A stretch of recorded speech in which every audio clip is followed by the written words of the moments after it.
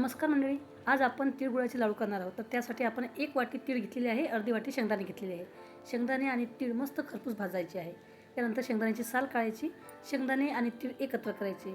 तर आता आपण 1.5 वाटी तीळ आणि शेंगदाण्यासाठी 1 वाटी गूळ घेतलेला आहे. त्यानंतर गूळ बारीक चिरून घ्यायचा, एका टोपामध्ये ठेवायचा आणि दुसऱ्या टोपामध्ये पाणी ठेवून त्या टोपामध्ये गुळाचं भांडं ठेवायचं, म्हणजे आपल्याला हा गूळ वितळवायचा आहे. त्यानंतर आता बघा गूळ मस्त वितळलेला आहे. त्यामध्ये अर्धा ते 1 चमचा साजूक तूप टाकायचं. याच्यामुळे लाडूला चकाकी येते आणि लाडू मस्त नरम राहतात. तर गूळ मस्त वितळलेला आहे, पाक तयार झालेला आहे.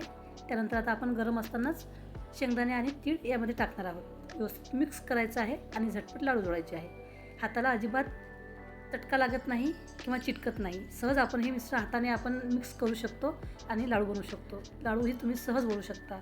कधी आपल्याला काही गोड खावंसं वाटलं तर आपण हे लाडू झटपट करू शकतो.